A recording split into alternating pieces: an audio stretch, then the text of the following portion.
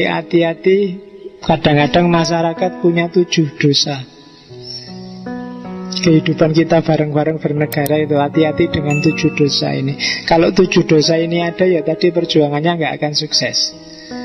Yang pertama, politik tanpa prinsip. Mikire sukses, mikire yang materi-materi ukurannya, tapi tidak ada prinsip. Sebentar lagi negara akan jatuh. Mending tidak terlalu kaya tapi punya prinsip, fondasi negara akan kuat, daripada kaya tapi melacurkan diri, tidak punya prinsip. Yang kedua, bisnis tanpa moralitas. Hasilnya pasti konglomerat. Jarak antara kaya miskin semakin jauh. Penyakit masyarakat yang kedua. Penyakit masyarakat yang ketiga, pengetahuan tanpa karakter. Ilmuwan yang tidak punya visi. Sing penting pinter, bikin proposal dapat proyek. Sing penting pinter, dapat beasiswa, siapa yang ngasih sembarang, yang penting ada uangnya. Terus berangkatlah ke luar negeri.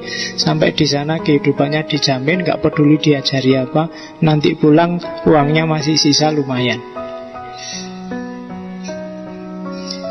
Ilmuwan, pengetahuan yang tanpa karakter, bahaya ini. Hati-hati, dia akan jadi penyakit, jadi selilit dalam kehidupan berbangsa.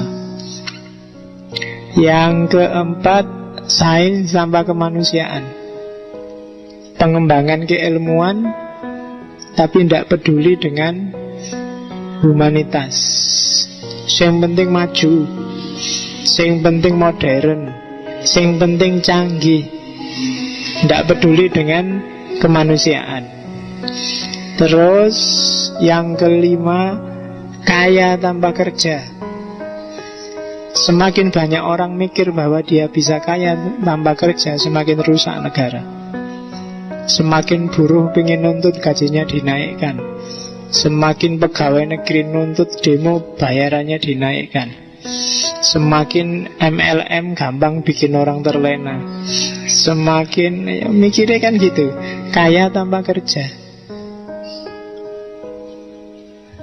Yang keenam, pingin seneng-seneng tanpa nurani, sakarepe dhewe. Itu yang keenam, gak perlu dijelaskan. Semakin banyak orang kayak gini, pingin seneng sakarepe dhewe, semakin rusak negara. Dan yang ketujuh, ketakwaan tanpa penyangkalan diri, tanpa introspeksi. Kelompok agamawan, para ulama yang tidak bisa introspeksi, selalu merasa dirinya benar terus, hasilnya pasti kekerasan dan konflik. Penyakit ketujuh. Jadi politikusnya tanpa prinsip, bisnismennya tidak bermoral, ilmuwannya tidak punya visi, tidak punya karakter, sainnya dikembangkan tanpa punya kepedulian kemanusiaan,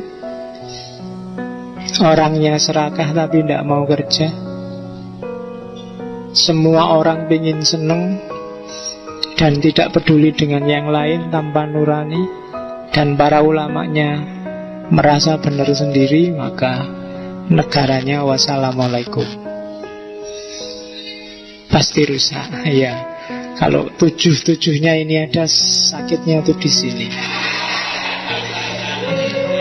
Ini dosanya masyarakat. Hati-hati ya. Kalau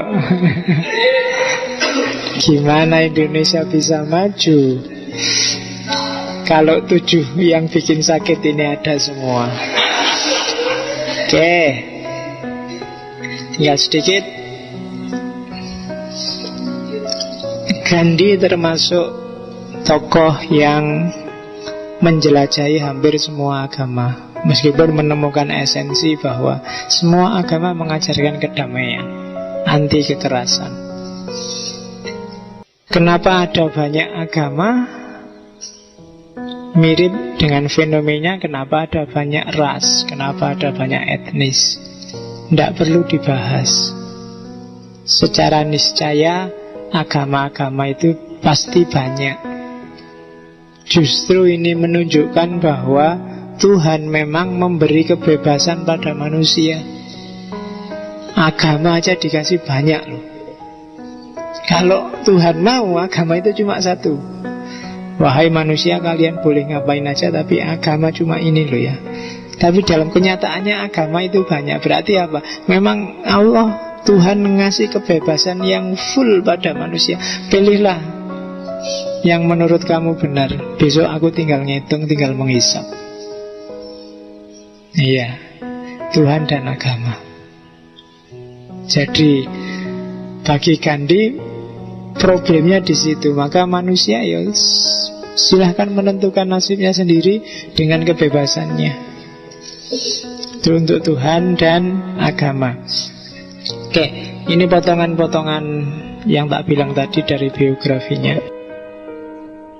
Life as if you were to die tomorrow, dan learn as if you were to live forever.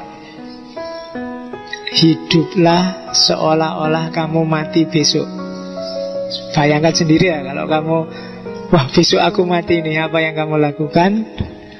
Nah, kamu gak berani macam-macam kan?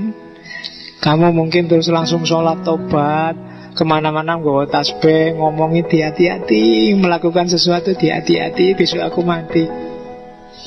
Kalau nggak percaya, lihat terpidana mati yang misalnya besok mau ditembak itu. Wow, mesti jadi sangat religius dia. Mungkin wiritan terus, pakai kopiah, pakai itu, karena dia tahu besok mati. Kalau ingin jadi orang soleh gampang, hiduplah seolah-olah besok kamu mati. Tapi kebalikannya, belajarlah seolah-olah kamu hidup terus. Jangan belajar dengan semangat besok mati. Belajarlah bahwa ini hidupku masih panjang, masih butuh sanggup ilmu sebanyak mungkin. Learn as if you were to live forever. Jadi seolah-olah kamu akan hidup terus. Maka belajar sebanyak-banyaknya, nggak usah bosen tentang apapun, dalam hal apapun.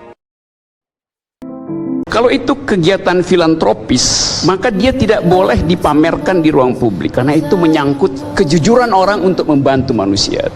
Datangi si miskin itu, diam-diam kalau bisa, jangan dia tahu siapa yang memberi. Itu kegiatan filantropis namanya. Philo artinya sayang, antropia artinya manusia, mencintai manusia, itu ada filantropis. Lain dengan charity, karitas itu. Karitas itu ada motifnya karena mengumpulkan orang, ada sensasi di situ, ada mata kamera di situ, ada wawancara di situ. Demi apa itu dilakukan, dipamerkan?